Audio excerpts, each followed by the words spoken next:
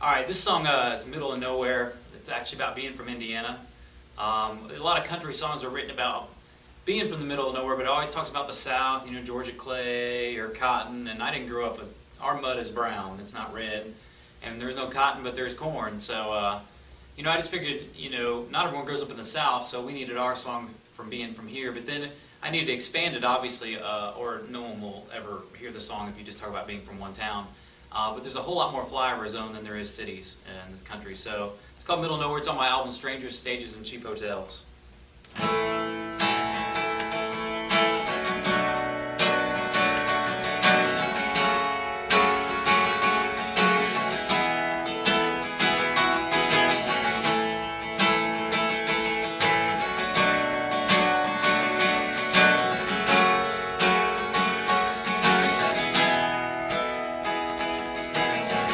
Born on the west side of Midwest town, Indiana boy, without a doubt. Raised on the banks of the Ohio, skipping rocks to see how far they go. We spent our weekends down at the river camps, just laughing, loving, living wrong, and never coming back.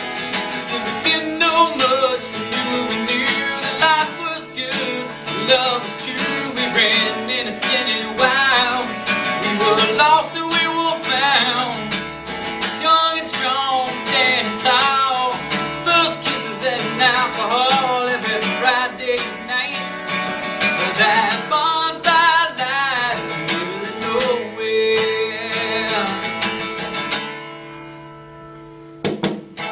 My friend grew up just a bit south of me, with cotton farms and red wheat, money from that Oklahoma clay, Red River running every night and day, down an old dirt road after football games, just laughing, loving, living wrong, and just to get away. Said we didn't know much, we knew that life was good, and love was true. We ran innocent and wild, we were lost and we were found, young and strong, standing tall. First kisses and alcohol every Friday night. That bonfire light in the middle of nowhere. Yeah, yeah, yeah.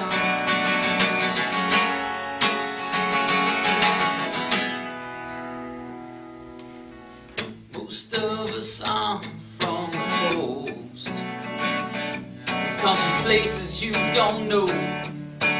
That's where we come home. We didn't know much, we knew that life was good, love was true. We ran innocent and wild, we were lost and we were found, young and strong, standing tall. First kisses and alcohol every Friday night. But that bonfire light, when night moves is your favorite song, you dance with the girl all night long, just praying it would last. Now that song takes you back where you had the same friends you started school, grew up with and broke every rule, fumbling through this life every Friday night in the middle of nowhere. Yeah, yeah, yeah, in the middle of nowhere.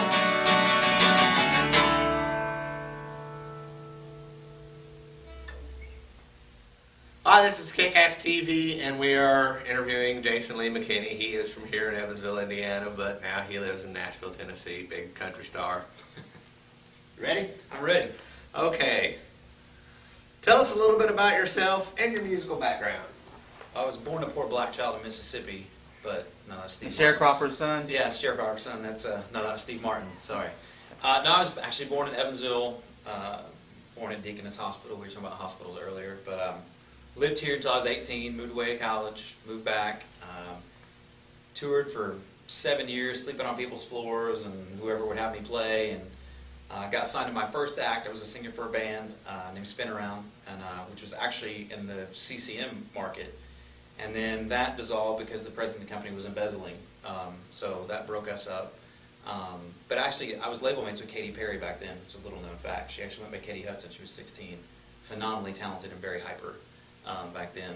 That would be her Christian music album. Yes, it would be. And then went on to do another band, Lost Anthem, which was on Atlantic Records, which is more like a...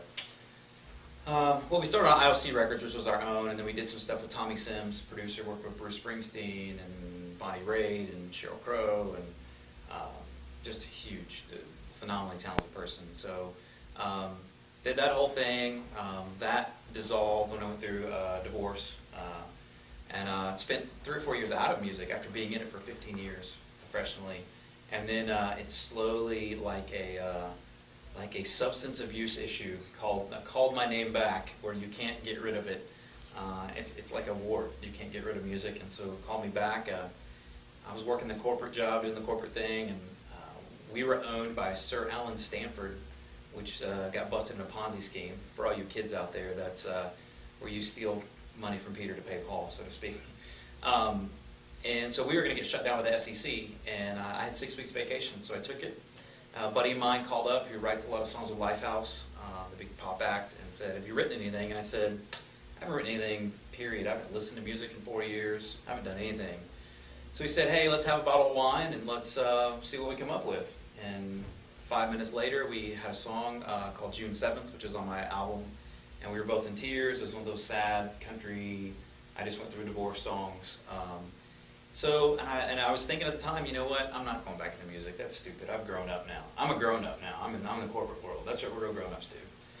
And so then I had lunch with a buddy of mine who's an A&R guy at EMI, and played him the song, and he was in tears. And then another buddy of mine, a really good friend of mine, Tim Horsley, who's the drummer for Gary Allan, country star, played him the song, and he was dead silent. And I thought, oh, he thinks this sucks. He thinks it's terrible. Turned around, he was crying. He tried to speak, had to like punch his leg to compose himself. And so still at that point had all this confirmation. I was like, I'm still not going back into music. Music's stupid. I'm grown up. I got an MBA now. I'm not going back into music. And so I was out with a buddy of mine who's the director of marketing for HCA, the largest hospital corporation in America. And told him all these stories. Once again, over a glass of wine, which seems to be a recurring theme. And he goes, well, how much would it take to do a record? And I was like, I just threw out the number. And so he walked in the other room, walked back out with a check, and the rest is history. So ended up getting back in it. Signed a management deal with Union Entertainment, which they managed Nickelback and tons of huge artists. So, and now I'm back in it. Awesome story. Yeah. How did you come up with the idea for the album Strangers, Stages, and Cheap Hotels? That's pretty interesting. I have twin 16-year-old sons, and they've decided they're going to be rock stars. And so I was sitting around the table with them, and they asked me to describe what the road was like. So what's the road like? All this, and so they expect all this great stuff. And so I started giving this long dissertation, like, 1,900 paragraphs of dialogue for them about what the road was like. And at the end of it, my then 15-year-old son said, so it's like Strangers, Stages, and Cheap Hotels. And I was like, yeah, that's pretty much it. That's, by the way, that's a song title. You just thought of a song title and you didn't know it. And really, the whole song is about how when I stepped away from music, I got a lot of bitterness towards it, because as good as it is, I think a quote from Sheryl Crow is, I'm miserable 23 hours a day, but that 1 hour when I get on stage is worth all the other 23. And so it's one of those things where, it talks about all this bad stuff in the song, it's an upbeat song, but it talks about all this bad stuff, like, you're going to miss time with your kids, you're going to go through relationships, you're going to be on the road and stuck on the side of the road at some point. But at the end of the song it says, but I wouldn't change it, And so it basically it's me, through my son's inquisitiveness, coming to grips with the fact that this is who I am, good or bad. This is what makes me happy. So. Tell us about the style of your music and how that style came to be. Well, really, I'm really influenced by Lemmy from Motorhead, and that's really... No, I'm just kidding. I want to grow moles like him, but... No, the style of music, I mean, it really is a callback to my father. I used to say that I hated all my dad's music, which I think a lot of people do when they're growing up. My stuff was cool and hip, and his stuff was old and lame. But my father passed away. I started digging through his old albums, and I started listening to Bob Seger. And everyone's familiar with the radio stuff, but I realized, and this was sort of a weird thing, I started realizing I knew all the words to even the album cuts. And I never remember actually consciously listening to that stuff. But the thing is, I listened to it so much as a kid, without knowing it, just being in the background, that, I'd forgot about the song Shame on the Moon, but I knew all the words to it when I listened to it at 30. And so, kind of going back through that, sort of digging through my personal history with music, I started returning to stuff like REO Speedwagon, to Bob Seger, to Willie Nelson, to sort of returning to that stuff. And then that led me into artists that were influenced by them, but I'm really kind of the Texas scene, like Jack Ingram and Pat Green, which the Texas scene's kind of its own thing. A lot of people never even heard of Jack Ingram, but in Texas he draws 20,000 people. So the style of music is influenced by that. So I'd say it's sort of a mix between classic rock and modern country, is sort of the stylistic where it lands with pretty honest lyrics. I try to write. I try not to fluff anything or pretend to be something I'm not. A lot of people do that these days. Yeah. Whatever, a filler record. Okay, you live in Nashville now. Will you tell us about that music scene?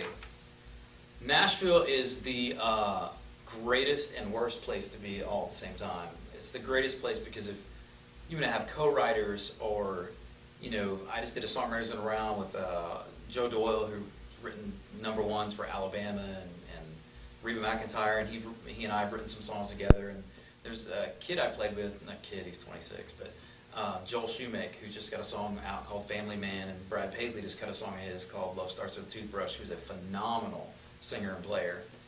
So it's good on that side of things, that if really to stimulate your creativity and to be around other creative people who are truly good, it's fantastic. But the guy that sold you your shoes or your steak the night before is probably the best thing that ever hit his hometown, and he's selling you a steak or shoes, and so supply and demand, the old economic rules apply in Nashville, and there's a lot of really talented people who never make a living at it, and that's the unfortunate side of it.